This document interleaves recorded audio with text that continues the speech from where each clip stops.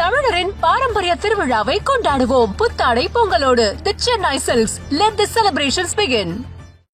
Australia versus இந்தியாவுக்கு இடையே நடந்துகிட்டு இருக்கிற 5th டெஸ்ட் பிஜிடியோட ஃபைனல் டெஸ்டான எஸ்இஜி அந்த கிரவுண்ட்ல சிட்னி கிரவுண்ட்ல தான் வந்து பாத்தீங்கன்னா ஒரு தரமான விஷயங்கள் நிறைய நடந்துகிட்டு இருந்தது. ரிஷப் பண்டோட பிளிஸ்டரிங் ஒரு இன்னிங்ஸ் ஒன்று பார்த்தோம். டக்குன்னு மனுஷன் அந்த விண்டேஜ் பண்ண மறுபடியும் காட்டிட்டு போயிட்டாரு. உனக்கு இதானே அழகு, ஆனா அப்பப்ப கொஞ்சம் நிதானமா ஆடுனேன் அப்படின்ற மாதிரி வந்து ஃபேன்ஸ் சொல்லியிருந்தாங்க.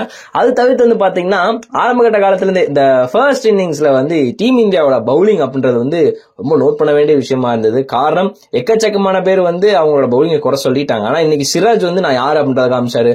பிரசித் கிருஷ்ணா ஒரு அடிஷன் பயங்கரமா இருந்தது. முன்னாடியே நான் சொல்லியிருந்தேன் பர்சனலா பிரசித் கிருஷ்ணா இருக்காரு, யூஸ் பண்ணா நல்லா இருக்கும், முகேஷ் குமார் ரிசர்வ்ல இருக்கிறாங்க அப்படின்றப்போ ஒரே ஸ்குவாட வச்சு போறது நல்லா இல்ல அப்படின்ற மாதிரி நானும் மென்ஷன் பண்ணிருந்தேன். அதுக்கேற்ற மாதிரி நடந்தது. பட் ஓகே, இருந்தாலுமே வந்து ரோஹித் சர்மா வெளியே உட்கார்ந்தது வந்து நிறைய பேர் வந்து நல்லது அப்படி இப்படின்னு சொல்றாங்க. அவ்வளவுதான், அவர் இனிமேல் ரிட்டையர்மெண்ட் முடிச்சு விட்டுருவாங்க அப்படின்ற மாதிரி சொல்லிட்டு இருந்தாங்க. பட் ஆனா அவரே வந்து இதை அபிஷியலா ஒரு ஸ்டேட்மெண்ட் இருக்காரு.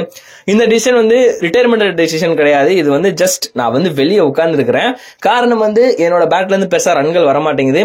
சோ எங்கிட்ட இருந்து பெருசா ரன்களுக்கான கேரண்டியுமே கிடையாது. ஒரு கடந்த 5-6 மாசமா வந்து பாத்தீங்கன்னா சோ அந்த மாதிரி டைம்ல தான் வந்து பாத்தீங்கன்னா எனக்கு அந்த மாதிரி ரன்ஸே கிடையாது, அந்த ஃப்ளோவும் கிடையாது.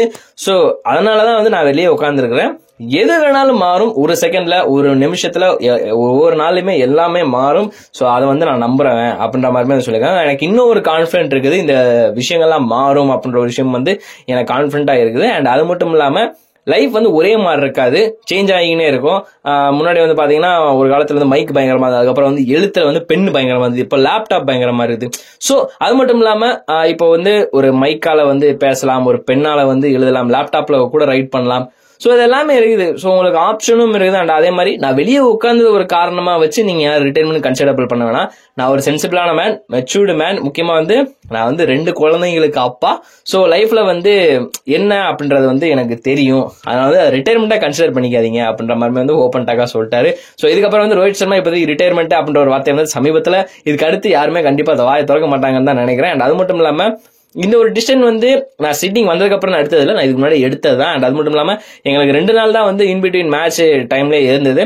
அண்ட் அது மட்டும் இல்லாம I didn't want to chat with the selectors or coach anything அப்படின்ற மாதிரி வந்து மென்ஷன் பண்ணிட்டு கடைசியில் வந்து இன் மை மைண்ட் அப்படின்னு சொல்லி ஆரம்பிச்சு நான் என்னோட பெஸ்ட்டை கொடுக்க தான் ட்ரை பண்றேன். பட் ஆனால் அது வந்து முக்கியமான ஒரு விஷயம் என்ன அப்படின்னா என்னோட ரன் வர மாட்டேங்குது, அதை நான் அக்செப்ட் பண்ணிக்கிறேன். அதனாலதான் நான் வந்து என்னை நானே வெளியே உட்கார வச்சிட்டேன். எல்லாத்தையும் போட்டு மைண்ட்ல போட்டு குழப்பிக்கிட்டே இருக்க முடியாது. ஸோ அதனாலே வந்து நான் சிம்பிளா விட்டுட்டேன், இந்த மேட்ச் நம்ம வெளியே உட்காந்துரும் அப்படின்ற மாதிரி வந்து நான் டிசைட் பண்ணிட்டேன். அதனாலதான் நான் வெளியே உட்காந்துருக்கேன் அப்படின்ற மாதிரி வந்து ரோஹித் சர்மா மென்ஷன் பண்ணியிருக்காரு. தமிழரின் பாரம்பரிய திருவிழாவை கொண்டாடுவோம் புத்தாடை பொங்கலோடு. The Chennai silks. Let the celebrations begin.